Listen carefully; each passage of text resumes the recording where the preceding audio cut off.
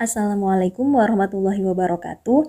Yang terhormat Ibu Zuhra Afianda SHMKM selaku mentor, yang terhormat Ibu Desi Marisanti Pardede SPD MSI selaku coach. Perkenalkan, nama saya Yuyun Dina Wahyu, berasal dari instansi RSUD Pidi Jaya, Jabatan Asisten Apoteker. Hari ini saya akan mempresentasikan seminar proposal aktualisasi dengan judul Optimalisasi Pengelolaan Perbekalan Farmasi terkait Beyond Use Date. Latar belakang, PNS merupakan warga negara Indonesia yang memenuhi syarat tertentu, diangkat sebagai pegawai ASN secara tetap oleh pejabat pembina kepegawaian untuk menduduki jabatan pemerintahan dan memiliki nomor induk pegawai secara nasional. Hal ini tercantum dalam Undang-Undang Nomor 5 Tahun 2014. Dalam menjalankan perannya sebagai ASN, maka diperlukan ASN yang berkualitas. Oleh sebab itu, diperlukannya pelatihan khusus yang dapat membangun integritas moral, kejujuran, semangat, dan motivasi nasionalisme dan kebangsaan, karakter kepribadian yang unggul dan bertanggung jawab, dan memperkuat profesionalisme serta kompetensi bidang, yaitu melalui pelatihan dasar CPNS. Hal ini sesuai dengan Peraturan Lembaga Administrasi Negara Republik Indonesia Nomor 1 Tahun 2021. Beyond Use Date adalah masa kadaluarsa obat yang telah dibuka atau disiapkan. Setiap obat memiliki Beyond Use Date yang berbeda-beda, tergantung jenisnya, formulasinya, dan cara penyimpanannya. Beyond Use Date ini ditetapkan berdasarkan berbagai faktor, seperti kondisi penyimpanan, waktu yang dibutuhkan untuk persiapan obat, dan ketahanan stabilitas obat. Beyond Use Date merupakan panduan untuk menentukan sampai kapan obat yang telah disiapkan masih dapat digunakan secara aman dan efektif. Selama ini, penyampaian Beyond Use Date kepada pasien hanya melalui lisan saja. Hal ini kurang efektif, mengingat sifat manusia yang mudah lupa. Oleh sebab itu, perlunya penyampaian Beyond Use Date tidak hanya melalui lisan, tapi juga tulisan. Dengan demikian, maka akan dilakukan aktualisasi dengan judul Optimalisasi Pengelolaan Perbekalan Farmasi terkait Beyond Use Date. Berikut adalah tujuan, manfaat, dan ruang lingkup dari proposal ini. Tujuan umum adalah untuk menerapkan nilai-nilai dasar ASN, yaitu berakhlak, yang merupakan akronim dari berorientasi pelayanan, akuntabel, kompeten, harmonis, loyal, adaptif, dan kolaboratif. Sedangkan tujuan khususnya yaitu untuk mengoptimalisasi pengelolaan perbekalan farmasi terkait Beyond Use Date. Manfaat yang didapatkan yaitu, pertama, dapat berkontribusi dalam meningkatkan pelayanan kesehatan di RSUD Pidi Jaya. Selanjutnya, dapat membantu mewujudkan visi dan misi RSUD Pidi Jaya dan dapat meningkatkan pemahaman masyarakat tentang Beyond Use Date agar tidak terjadi kesalahan dalam penyimpanan obat yang berguna untuk meningkatkan derajat kesehatan masyarakat. Ruang lingkup pengerjaan aktualisasi bertempat di instalasi farmasi Rumah Sakit Umum Daerah Pidi Jaya yang akan dilaksanakan pada tanggal 9 Mei hingga 30 Juni 2023. Ini adalah gambar dari RSUD Pidi Jaya. Sejarah organisasi. Rumah Sakit Umum Daerah Pidi Jaya dibangun di atas areal persawahan seluas 37.000 meter persegi yang terletak di pinggir Jalan Raya Banda Aceh Medan kilometer 158, Gampong Dayahtimu, Kecamatan Merdu. Rumah Sakit Umum Daerah Pidi Jaya sudah didirikan sebelum dilakukan pemekaran Kabupaten Pidi, berkat terobosan-terobosan yang dilakukan baik oleh PJ Bupati Pidi Jaya pada saat itu maupun Kepala Puskesmas Merdu beserta stafnya. Maka dibukalah UGD Puskesmas Merdu untuk pertama kalinya diresmikan operasionalnya pada tanggal 10 September 2007 menjadi Rumah Sakit Umum Merdu.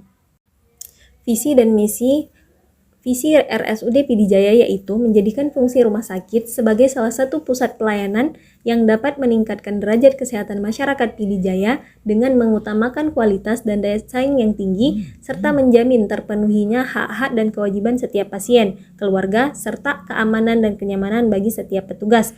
Misinya yaitu, pertama, ibadah, kedua, meningkatkan kualitas pelayanan, ketiga, meningkatkan jenis pelayanan, keempat, meningkatkan kepercayaan masyarakat, kelima, menciptakan lingkungan kerja yang aman dan efisien untuk staf rumah sakit, yang keenam, membangun sistem pelayanan yang islami, ketujuh, menciptakan fungsi rumah sakit selain berfungsi sebagai pelayanan juga dapat berfungsi sebagai fungsi pendidikan, yang kedelapan, menciptakan fungsi rumah sakit selain berfungsi sebagai pelayanan juga dapat berfungsi sebagai fungsi sosial. Identifikasi isu. Yang pertama adalah belum optimalnya pengelolaan perbekalan farmasi terkait Beyond Use Date. Kondisi saat ini, penyampaian BUD hanya melalui lisan dan belum adanya dilakukan pencantuman BUD pada etiket obat, serta belum ada media informasi kepada masyarakat terkait BUD. Dampak dari isu ini adalah terjadi kesalahan terkait penyimpanan dan penggunaan obat oleh pasien. Pihak yang terdapat yaitu masyarakat. Aspek dari isu ini adalah manajemen ASN. Yang kedua adalah belum optimalnya edukasi pasien tentang cara penggunaan insulin.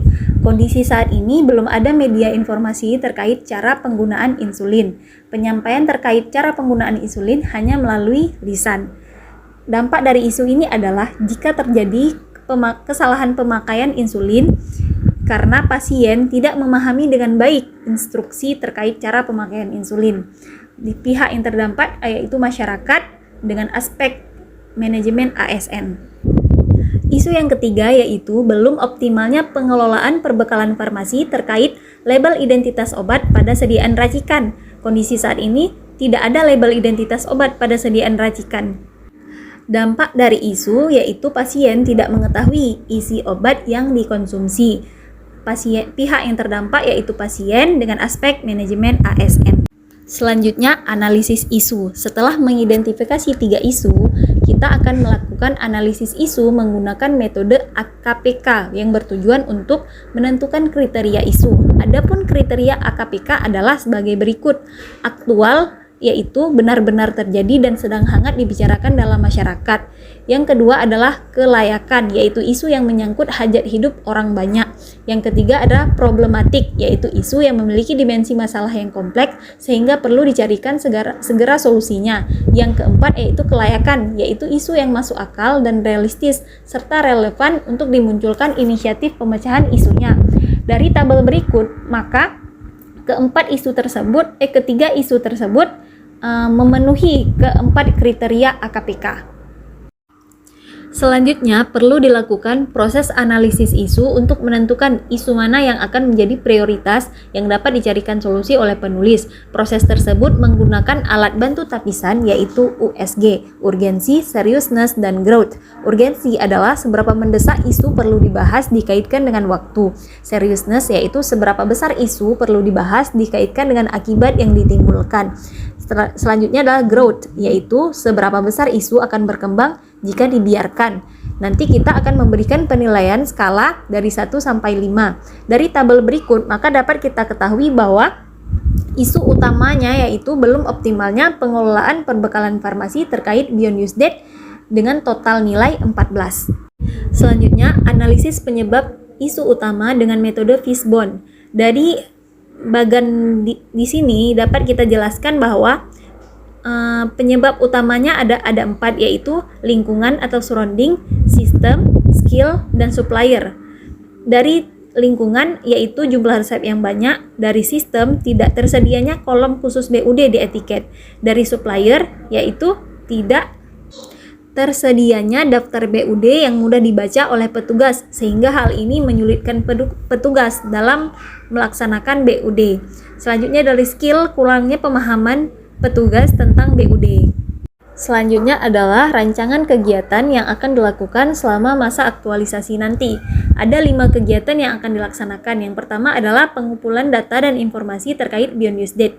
Ada 4 tahapan, yaitu pertama berkonsultasi dengan mentor dan atasan tentang data BUD yang harus dikumpulkan. Yang kedua mencari literatur yang terpercaya. Yang ketiga mengumpulkan semua data yang didapatkan. Yang keempat dokumentasi.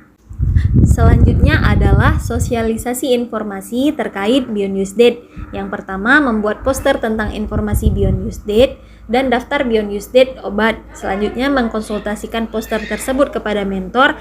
Yang ketiga mencetak poster yang telah dibuat dan menempelkannya pada tempat-tempat strategis. Yang keempat dokumentasi.